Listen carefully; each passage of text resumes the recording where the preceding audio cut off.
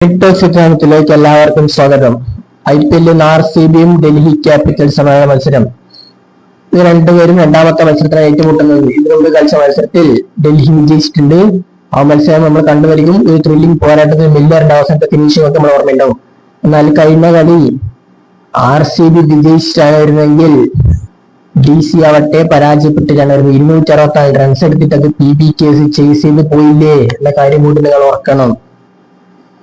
ഇപ്പോ DC 7ാം സ്ഥാനത്തേക്കുമ്പോൾ RCB 2ാം സ്ഥാനത്താണ് point ഉള്ളത്. മത്സരത്തിൽ നമുക്ക് വന്നാൽ ഡൽഹിയാണ് മത്സരം നടക്കുക. പിച്ച് റിപ്പോർട്ടും ടീം ന്യൂസും പ്രോബിൾ ലൈനപ്പിന്റെ കാര്യങ്ങളും വിശദമായിട്ട് തന്നെ നോക്കേണ്ടി വരും. പിച്ച് റിപ്പോർട്ടിന്റെ കാര്യത്തിലേക്ക് വന്നാൽ ഡൽഹിയിലെ പിച്ചിലാണ് മത്സരം നടക്കുക നമുക്കറിയാമല്ലോ. അപ്പോ ഈ പിച്ചിൽ ഒരു വലിയ സ്കോർ തന്നെ പ്രതീക്ഷിക്കുന്നുണ്ട്. 210ഉം 200ഒക്കെയാണ് പ്രതീക്ഷിക്കാവുന്ന ടോട്ടല്. ഇന്നും അതുപോലെ തന്നെ റൺ ടെസ്റ്റ് വരാനുള്ള ചാൻസ് കൂടി ഉണ്ടെന്ന് പറയുന്നത്. മിക്സഡ് സോയിലാണ് മത്സരം നടക്കുക എന്ന് കൂടി പറയുന്നുണ്ട്. മറ്റു സ്റ്റാറ്റ്സിലേക്കൊക്കെ വന്നു കഴിഞ്ഞാൽ ഭുവനേശ്വർ കുമാറിന്റെ കാര്യം, അദ്ദേഹത്തിന് മികച്ച ഫോമിലാണ്. മാത്രമല്ല അദ്ദേഹത്തിന് സോളിഡ് റെക്കോർഡ് ഉണ്ട് ഡൽഹിക്കെതിരെ, അതായത് ഡൽഹി ടോപ്പ് ഓർഡറിനെതിരെ. അദ്ദേഹം രാഹുലിനെതിരെ നിതീഷ് റാണക്കെതിരെ മികച്ച റെക്കോർഡ് ഉണ്ട്. നിസാങ്കക്കെതിരെ അദ്ദേഹത്തിന് മികച്ച റെക്കോർഡ് ഉണ്ടെന്ന് പറയുന്നുണ്ട്. പിന്നെ ജിതേഷ് ശർമ്മയുടെ കാര്യം, ജിതേഷ് ശർമ്മ ഈ സീസണിൽ ഫോമിലല്ല, പക്ഷേ അദ്ദേഹത്തിന് ഇപ്പോ അക്ഷർ പട്ടേലിനെ മുമ്പിൽ അദ്ദേഹം വിട്ടടിക്കുന്ന കാഴ്ചയും കാണുന്നുണ്ട്. അപ്പോ സ്പിന്നറിന്റെ മുമ്പിൽ, അതായത് അക്ഷർ പട്ടേലിന്റെ മുമ്പിൽ ജിതേഷ് ശർമ്മ ഇങ്ങനെ പിടിക്കും. ഭുവനേശ്വറിന്റെ മുമ്പിൽ ബാറ്ററിംഗിന്റെ കയ്യിൽ മത്സരമായിട്ട് മാറും. രണ്ട് ബാറ്റിംഗ് ടീമാണ്, പക്ഷേ രണ്ട് ടീമിൽ ബൗളേഴ്സും മികച്ചതാണെന്ന കാര്യം കൂടി ഓർക്കണം. പിന്നെ കോഹ്ലി 72 റൺസ് കൂടി എടുത്താൽ IPL അദ്ദേഹം 11th ടൈമായിരിക്കും 400 റൺസിലേക്ക് എത്തുക. അതായത് ഒരു IPL സീസണിൽ 400 റൺസ് എടുക്കുന്ന 11ാമത്തെ തവണയൊക്കെ തോന്നി മാറും. അതിൽ 10 തവണ എടുത്ത് ഇതുകൂടി എടുത്താൽ 11ാം തവണ.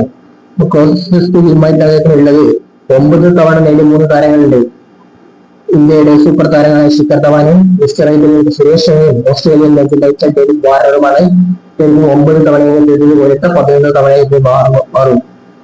മറ്റു കാര്യങ്ങളൊക്കെ വന്നു കഴിഞ്ഞാൽ ഇപ്പോ DC 51 സംഖ്യേന ഓപ്ഷൻ എടുത്തിട്ടുണ്ട്. പക്ഷേ അദ്ദേഹത്തിന് വലിയ സ്റ്റാർട്ട് അങ്ങോട്ടും ലഭിക്കുന്നു. വലിയ സ്റ്റാർട്ട് വരാതെ വേൾഡ് കപ്പിലെ പൗരങ്ങോട്ട് കൺവേർട്ട് ചെയ്യാൻ എല്ലാ കളിയും വലിയ സ്കോറിലേക്ക് എത്തില്ല. ടച്ച് കിട്ടുന്ന പക്ഷേ ബിഗ് സ്കോറിലേക്ക് അദ്ദേഹത്തിന് കൺവേർട്ട് ചെയ്യാൻ സാധിക്കുന്നില്ല എന്ന് കൂടി പറയുന്നുണ്ട്.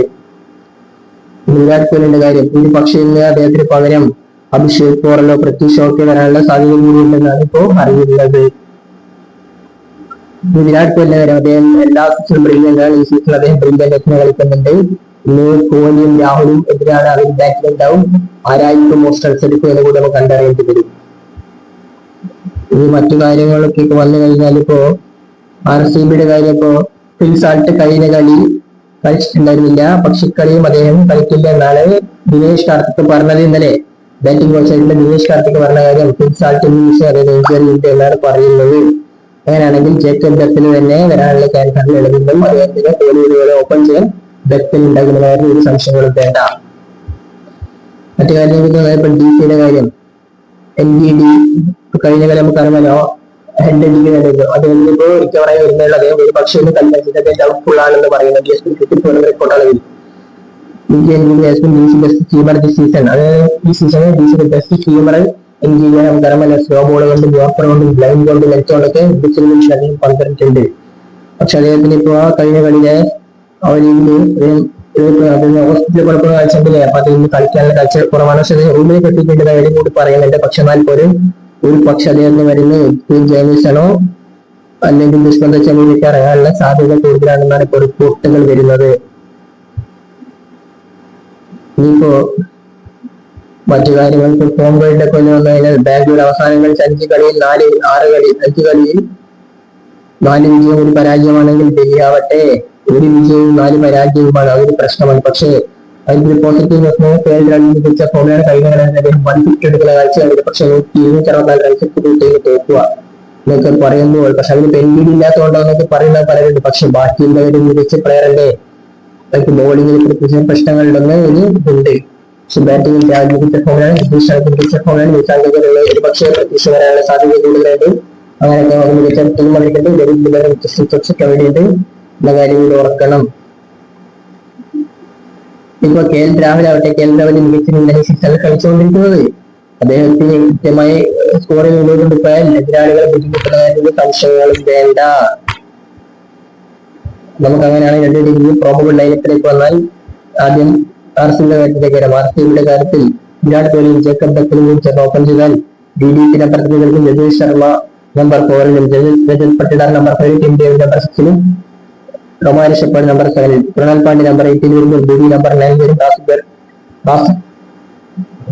10 വരും, നമ്പർ 11 ബാറ്റ് ചെയ്ത് സുയാഷ് ശർമ്മ ഉണ്ടാകും. ഇനി DC-യുടെ കാര്യത്തിലേക്ക് വന്നാൽ ഓപ്പണിംഗിൽ KL രാഹുലും 11 സാങ്ക ഓർ പൃഥ്വി ഷാ വരും. അങ്ങനെയാണെങ്കിൽ നമ്പർ 3 നിതീഷ് ആണ്, നമ്പർ 4-ൽ സമീർ ഇസ്മി, നമ്പർ 5 ട്രിസ്റ്റൻ സിക്സ്, number 6 David Miller, number 7 Axar Patel, number 8-ൽ ജെയിംസ് ജേമീസൺ ഓർ ദുഷ്മൻ ദാസ് എന്നിവരെ ഒരാളെ കളിപ്പിക്കും. നമ്പർ 9-ൽ നമ്പർ 10 ടീം ഡ്രാഗൻ, നമ്പർ 11 നിതീഷ് കുമാർ വന്നാൽ ബാറ്റായിട്ട് വരാനുള്ള സാധ്യതയാണ് കൂടുതലും കാണുന്നത്. ഏതായാലും ഈ മത്സരത്തിൽ ഡൽഹി ക്യാപിറ്റൽസ് വിജയിക്കുമെന്നാണ് നമ്മുടെ അഭിപ്രായം. ക്രിക്കറ്റ് ലോകത്തെ കൂടുതൽ അപ്ഡേറ്റ്സ്